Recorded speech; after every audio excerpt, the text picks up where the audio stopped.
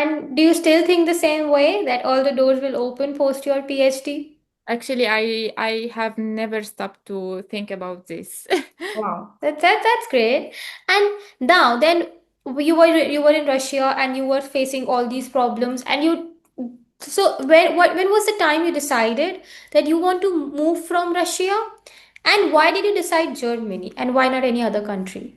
I was applying to many places, but I was really focusing on Germany since I heard a lot about its laboratories and how they really care about the science and everything like science resources and such stuff. For that, I was really excited just to come here because I know since I started, I can finish and I can afterwards get what I wanted to. Okay. The sentence I mentioned, all the doors will open to me after. Okay.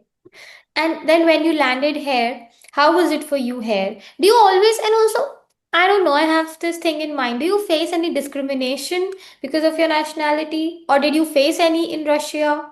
Anytime, anywhere, in any place? Maybe most, I think mostly if you would kind of would have faced, would have maybe some institutional places like maybe where they check your passport and stuff, where you have to give this all documentation. Did you ever face it? I've never faced it myself, Hmm? to be honest, but I had some experiences and I can't really say that it's really true or not because myself, I haven't Wow. faced anything myself. Great. That's actually great. So now, yeah, coming back to Germany, how was your experience in Germany? How did people welcome you? And then we come to onto the research part of it. Okay, the first time I landed there in Germany, I really was shocked about the way they welcomed me in the airport. Okay. They were really nice, and I was not really speaking, not really one word in German, but they were really welcoming me, and everything is okay. Don't worry, take your time to open your documents to show them. And I was before I arrived, I was a bit afraid since I have just to show my Syrian one, and I'm coming here to Germany, and I heard a lot of people who had like a bad experiences, but I've never faced such thing at all. And when I arrived to the lab where I am working right now, I really enjoyed it from the first week when we went to another city with the whole lab and we went to a dinner and they celebrated my birthday and it was really funny. So it means the people were welcoming in both the countries for you, in Russia and also in Germany. Yeah, So you made and people nice. and mostly here, yeah. Yeah.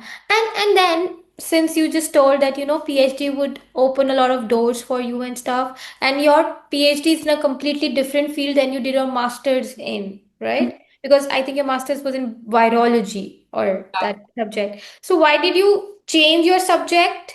And how difficult was it then? Like you were changing your subject, right? uh-huh, So when you were interviewing for a PhD, when uh-huh. you were having these interviews, so, how did you really manage to get a PhD in a field which is completely different from your master's thesis or your master's, I would say, your area of specialty? Because in Europe, I think what matters is your prior experience also matters a lot, right? So, how did you manage that? I was surprised to how they accepted me, but I think that they noticed that I am good in the specialty I was in my master's. Then I will manage just to be good in the next one, which is now the ongoing one. I was really answering all the questions when I did my PhD interview to get Mm. this position, and I answered everything, and they were really happy of what I did. And Okay. they asked me, are you just willing to change your discipline? I said, I want to try something new, and this is new skills, new experiences, and why not? And they were really welcome to take Oh, me. okay. Yeah. And were you always focused upon cell biology or epigenetics, or you were also trying other fields? Now? you No, no, meant? no. When you were trying for your PhD, so you Mhm. always wanted to you go for cell biology or epigenetics, or you were trying other fields as well. Yeah, this is what I did exactly. Since I have a bachelor in pharmacy, master in virology, and now PhD in cell biology. So you were also trying other fields while you were also looking for cell Yeah, biology. I Wow. am really interested in trying something new. That's actually nice. We are scientists, we experiment a lot, so why not with the field itself? Yeah, we have Why to not try. with the field itself? And also, I have this thing. So when you moved to Germany and you started your PhD, in that process, you mentioned that you took 9 months to apply, right? 9 months for your visa. Did DAD really help you that time? Yeah, they were really helpful, but the problem that the first 4 months they gave me were from the lab, not from the DAAD. Then nobody could help me by that time. For that, I got late just to come for one semester till I my scholarship was about to start. Then they helped me really. They gave me a recommendation letter, which I took it with me to the embassy where I applied for my visa, and in just 6 days I got my visa. I didn't understand this part. For the first 4 months, DAD was not helping you. The idea that from the lab I took like I was about to start in October Hmm. uh, from like a grant or a part of like an employee at the university. Hmm. Uh, Unfortunately, I couldn't come in October because even till that time, I didn't manage to take an appointment to apply for a visa. I took Okay. the appointment in December while I had to start in October. Oh. I took the appointment in December, and my DAAD scholarship had to start in February. For Hmm. that, I came by the time of the scholarship starting. I couldn't come before. Oh, so it's all because of the this. So basically, you think that if you would have gotten this DAD recommendation earlier, you Mm-hmm. would have managed Yeah, to come yeah, but earlier? I was not really a part of this scholarship before February. For that, nobody Okay. could help me, and I had to take the appointment myself, and it was really hard to take it in Russia in few months. You have to apply it like 6, 7 months before. 6, 7 months Yeah. before. And even in Arabic countries such like Lebanon, Jordan, you have to start applying like 1 year before. But it was really good that I got a recommendation letter from my supervisor, Hmm. which helped me just to take a very like fast one, a quick, emergent one appointment. I meant in the Jordan or Amman Hmm. embassy in 40 days. Wow, that's Yeah. good. Yeah, that was good. Oh my God, the visa process is such a mess Such out. a mess actually in Middle East and nowadays in Russia too. Oh my God. And okay, so now I would really ask you all the questions, that I would really ask any PhD student. So when you came to Germany Mhm. and you have started now your PhD, do you actually ever experience, or maybe in your past experiences, ever experience any gender bias in the field? No, at all. And to say something about my own experience, that I was working in a place where most of the employees were women. Wow, Yeah, this is that's in my great. master's. Wow, that's super Yeah. good. I mean, that's the beauty of it. Sometimes this field actually tells you that it doesn't matter you are a guy or you are a girl. What matters is how good you are. Yeah, and when I was applying to take this position, I read in many advertisements that women will get the priority to take any position. Wow, Yeah. that's good. And that was in Russia. This happened. Actually, when I was in Russia, but I was applying to get a position in Europe. Ah, okay. So this happened then. Yeah, Oh, that is super good. It yeah. means Russia is a place where you have no gender bias, at least in the. Oh, no, no, no, at all. Wow, that's a good thing. And now since you started your PhD and you now also you would have like a cultural shock because from Russia to Germany the culture is very different. How did you manage it? I haven't noticed that difference. Oh, Actually, really? actually, it was not that difference. The actual difference was when I moved from my home country to Russia, not Ah, between Russia and Europe. wow. That's good. So it means it was mostly the same for you. So you did not Yeah, experience. the same. I haven't noticed any big changes. Wow. And also, I want to really ask you that when you were in, now you are doing your PhD and you're in your second year, how do you have this work-life balance coming up? I am really suffering, but I am trying at least to organize my time between my PhD, my social life, learning German language, and sometimes go to dance, where you know that. Yeah. So how do you manage your time? That's the question basically. Because you are a wet lab biologist. I know that a lot of things for you depend upon your cells and all, right? So how do you manage that part? I am trying sometimes to balance my table like in a way that even if I had to come on weekends, but I don't have like to work for long times, to Hmm. make sometimes for myself, to go to see some friends or to do something else like learning German or visiting a friend or to meet my sisters in this way. But within the week, like I have around 10 hours I have just to work at the lab, and after that I have nothing to do, only to study German or to sleep like that. Yeah, it's Yeah. challenging, but it can be Yeah. organized. And now, I genuinely ask this question to all the PhDs that I talk to. So now you are knowing that there is a boom of AI coming over, right? You have all these AIs over all the place, and you have a good role of AIs in biology also.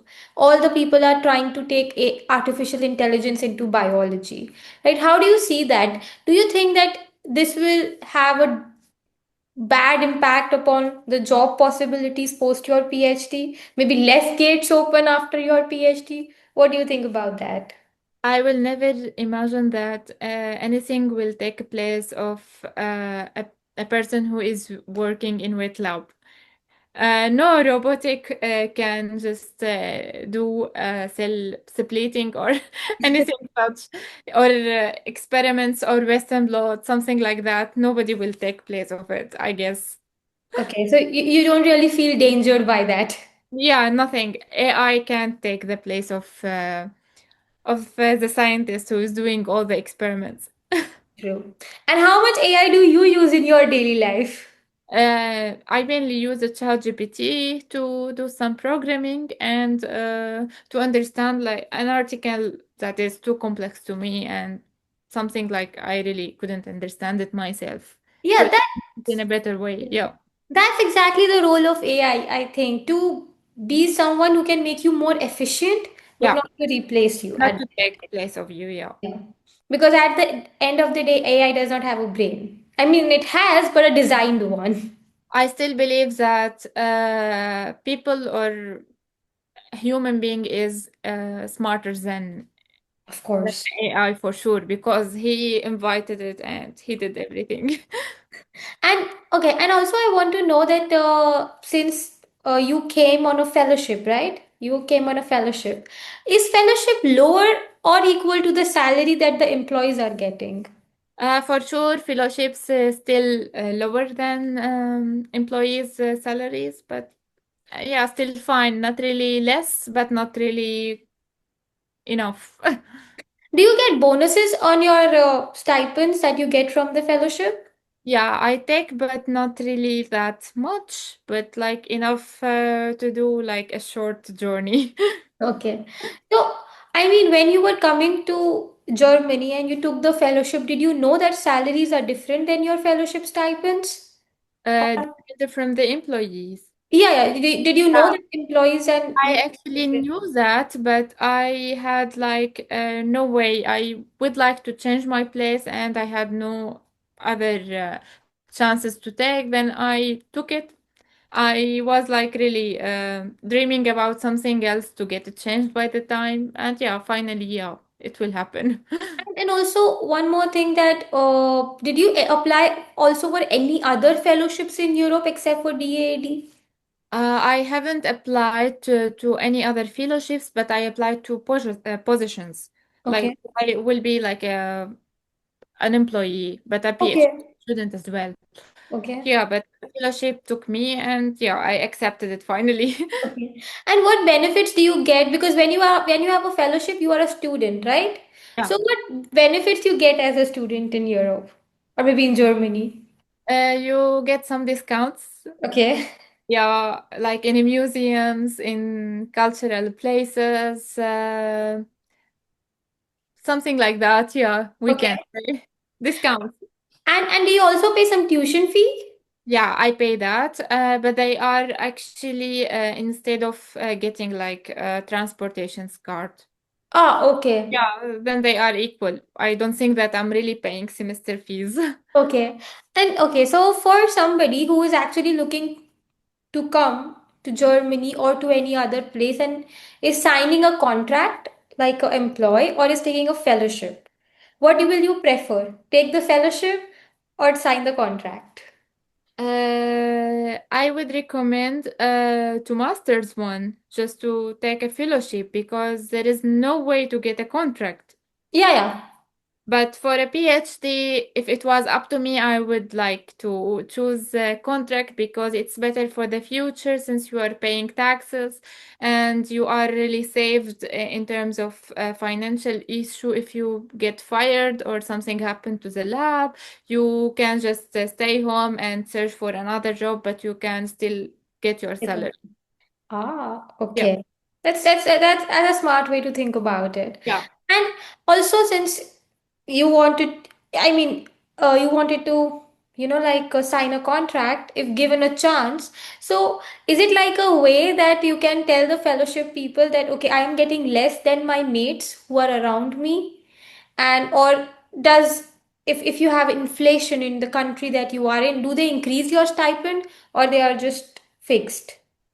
Fixed for stipend, it's always fixed to everybody. But if your supervisor or PI was helpful and he would like to make a type of fairness between all the PhD students, he would like to help you with a small fees, like a mini job contract or something like that, just to fill the gap between your stipend and other salaries.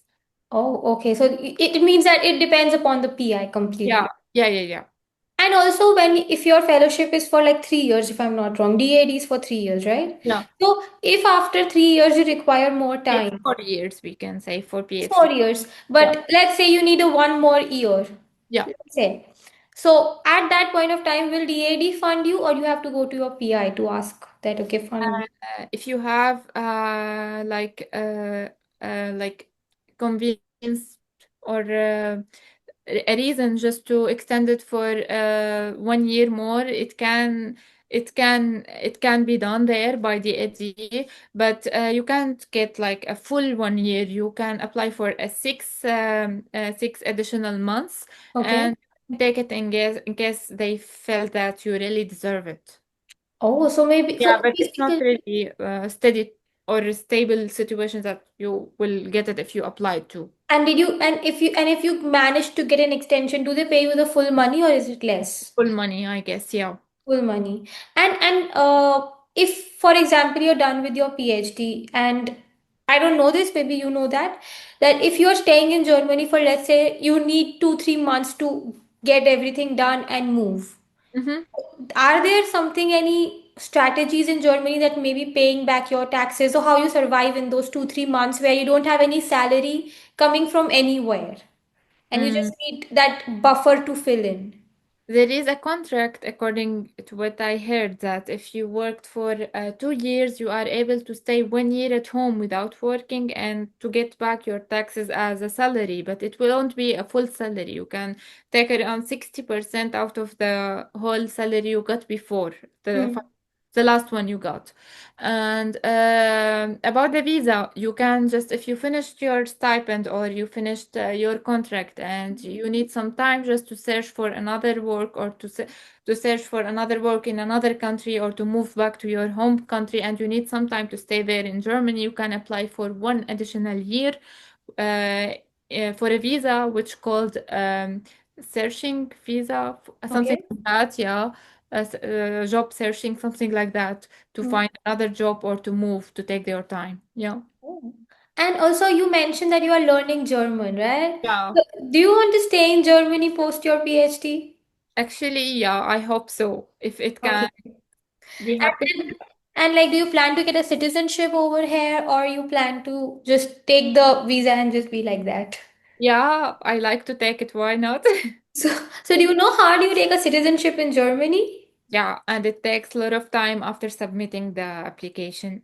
And is it like some because I know that for some citizenship you need to you need to be in the country for a certain amount of time. Mhm. So what is that time for Germany that you have to be in Germany for that number of years? Nowadays, I guess it's around 5 to 8 years, Hmm. like for a long time. You have to stay here in Germany to be able to apply for the permanent residence or after that the citizenship. And you have to be able to speak a bit German. Then you have to like pass the B1 exam to be Okay. able to apply for the citizenship or maybe the permanent residence before. Oh, and you mentioned that you have done your bachelor's in pharmacy, right? Yeah. And you also mentioned that some of your friends, you know, they actually managed to move to practicing pharmacy after that exam, right? So that why didn't you practice pharmacy? My ambition was always that I won't be like a pharmacist who stand in the pharmacy just to sell medicines. I didn't like that, and all the time my dreams were just to do something like extraordinary, to be a researcher, not only a pharmacist. This is Okay. what I would like to do. Okay. And now that you are one, you are a researcher, right? And you always know that, you know, people think that, oh, researchers are very smart, they are very intellectual. Yeah. So, do you think that you also do some mistakes where you feel like I'm so stupid? Oh shit, this is not working. So, oh, how do you deal with those moments, you know, when you feel like shit, what did I do? Mm-hmm. So, you know, how do you deal with them? Because that point of time you feel like shit, I don't know anything. Mm-hmm. So, how do you deal with that? I recently I am trying to be really how to say it, to be really accepting my own faults, my own mistakes, to be mercy with myself because we are human beings and we Yeah. do mistakes, and as other people, and we are PhD, we will do mistakes and we will learn from them, and this is good to make mistake because it will help you, it might help you in the future. Oh, and also when you entered your lab, when you came to Germany, also when you went to Russia for your masters, I would ask you both the things. Did you experience imposter syndrome? Like, you know, you felt that everybody is more smarter than you around you. Mhm. Also, when you mentioned that you were trying to do this master's degree from Russia in Russian, you feel like, oh, everybody is more smart than me, or maybe I'm just not good enough. Did you feel that way? This feeling came to me many times, and even when I moved to Germany, I got this feeling many, many times. The problem that I was not really good established in terms of the practical side in my home country, and I've never done anything independently. Then it was really like a big difference, just or a big gap between the both countries even when I moved from my home country to Russia. And it was the hardest part when I moved from Russia to here, where I have to do everything myself. Okay. Yeah, I felt really many times, but these feelings are depleting by the time totally. So now you know how to just cope with them. Yeah. And sometimes you know this feeling kicks in when somebody is explaining their work and you Mhm. don't understand any of it. Mhm. Then you feel like, oh, am I that dumb that I'm not understanding anything that they're trying to explain? I mean, and everybody around you has more publications, more experience, and they just solve the problem like, like in a click, the problem that you would take a week to solve. So then you Mhm. feel like, oh my God, what am I doing? I believe that maybe one a day I will turn like them, but this is taking time. I can't say that in 1.5 year I want to be the genius one. I need time, but I will still be like really confident that one a day it will happen. Okay, that's something. I mean, being confident enough is the thing that will actually take you there. Yeah. And also now, since you mentioned that after your PhD you have a lot of opportunities, so do you plan to stay in academia or you plan to go to industry post your PhD? My plan was always and still that I want to go to industry. I Okay.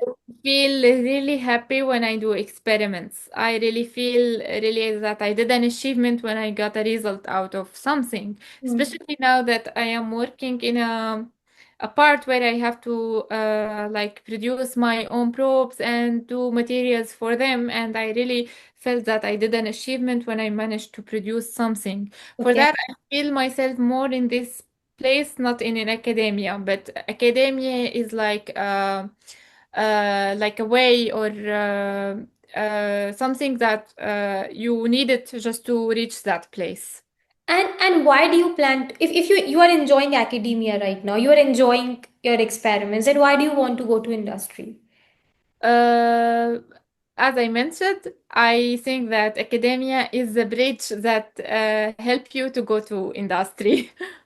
But I mean, is there something that academia does not have that industry has that you want to make that switch? Or why don't you want to do a postdoc in academia? Let's say that way. I actually need to be in another place like where I can not really think all the time about publications and such stuff. I want to be like really comfortable about what I'm doing. I don't want to think about publication. I want to be producible in another way. This is my plan and my dream. So you think that academia runs after publications, and if you want to prove your caliber, you have to produce publications. Is that something that you think? In PhD, yeah, but after it, I guess it's not that. Okay, so what? So I know that in wet lab publications, to get publication is a difficult thing because it takes time to get to the results. So, for example, if you have like say only one publication by the end that you're defending, so does that impact when you apply for industry jobs? According to what to the stories I heard, it doesn't impact, but it help a lot. Why? But if you have a publication, you will get more chances to apply to good positions because you have the proof that you did that and that, and you have this skill for sure. But in case you don't have, then how can you convince others that you're really able to do that? Oh, okay. Yeah. That makes sense. That does make sense. And do you think that, you ever felt like burned out and you were like, I don't want to do this anymore? Does that thought come to your mind ever? Till now, I am not feeling that. I'm really enjoying what I'm doing, Wow. but I hope that I want to get more and more results. And if I get more and more, I will still think that I won't quit at all, at all, at all. So it's like the achievement is the fuel that keeps you going all the time. Yeah, the So, result is the luxury that I want to get it after PhD.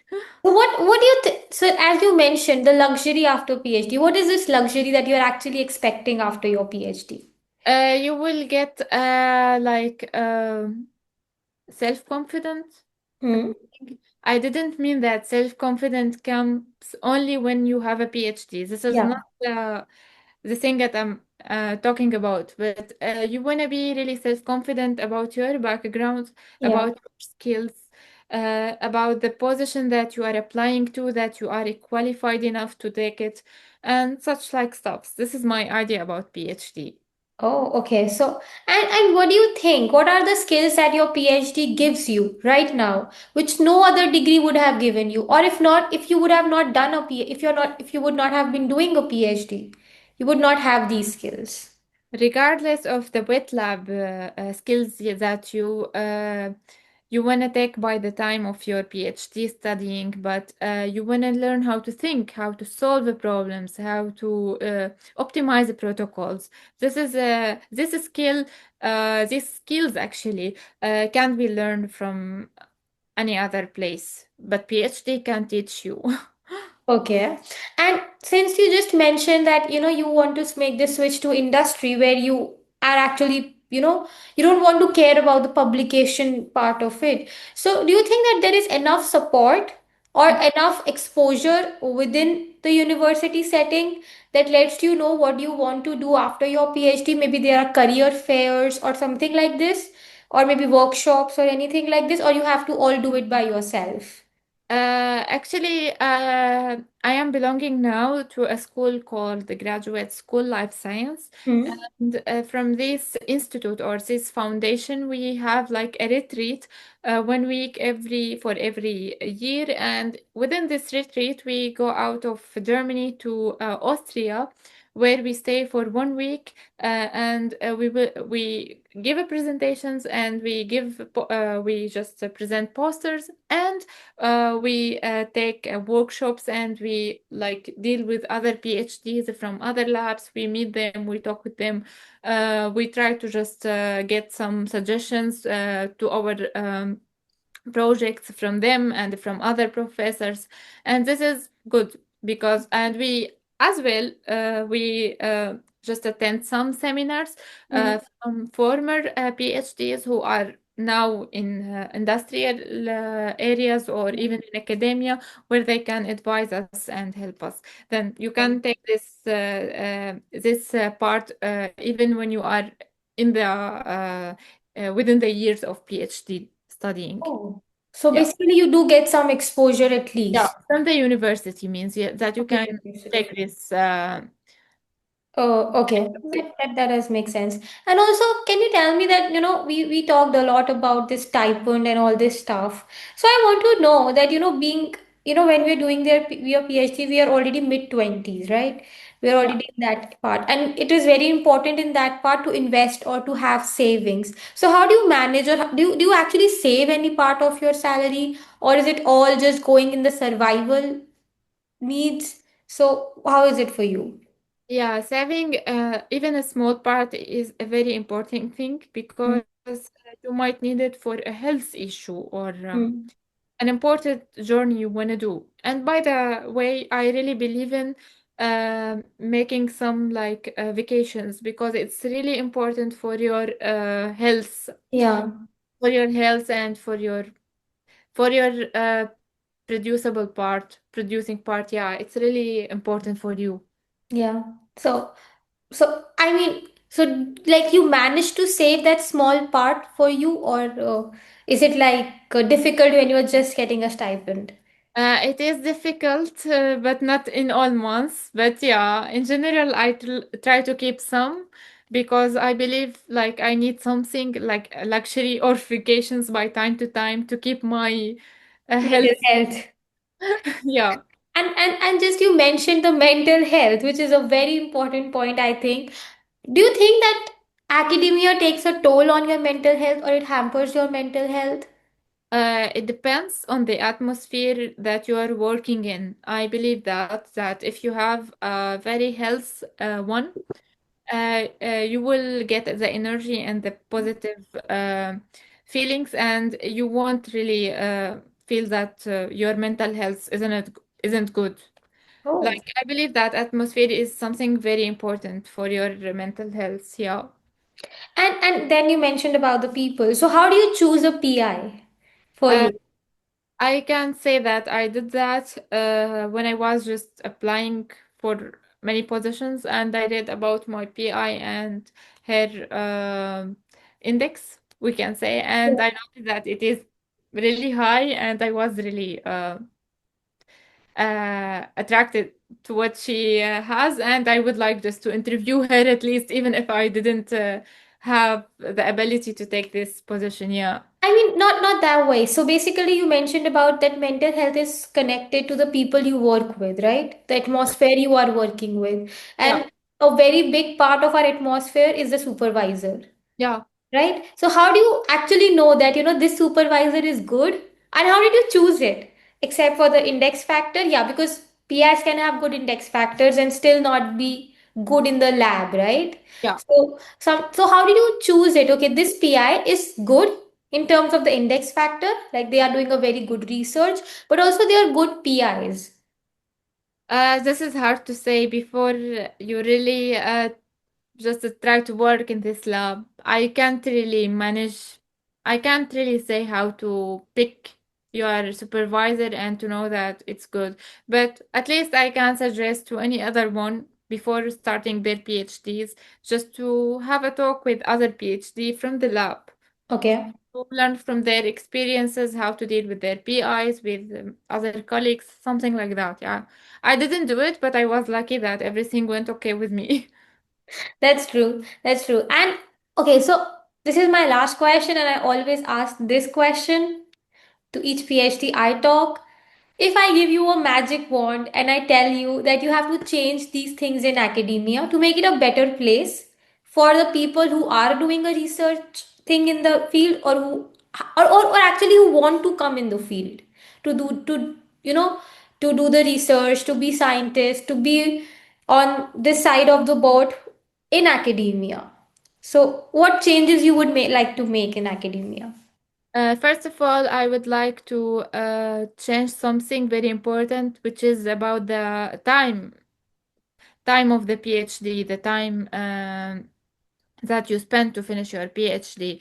I would like to be really strict if I was like a PI with my PhD students that you have to finish within like 4 years maximum to say it. To be strict about that, the period of doing PhD, because if you didn't have like a fixed deadline, you will never think about the time that you want to finish if you were not really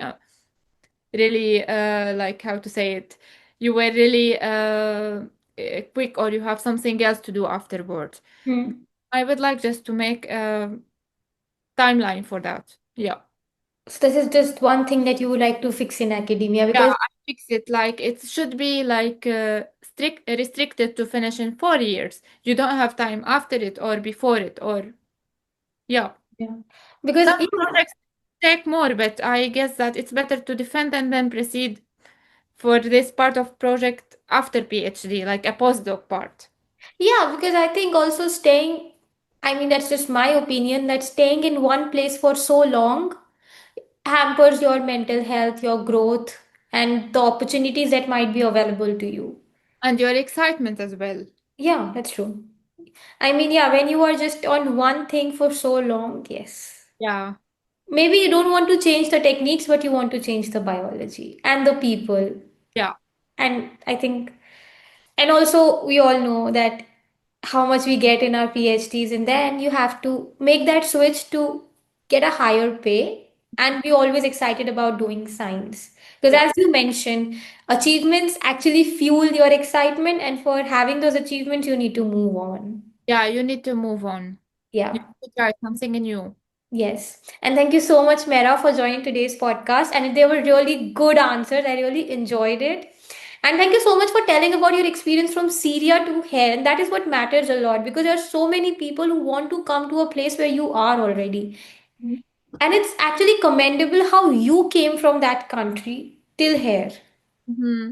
And after facing so many challenges. Many thanks to you too, and hopefully this video can make like something good or Yes. Hopefully affect it reaches people who need positively it. on others. Yeah, I Yes. hope. See you.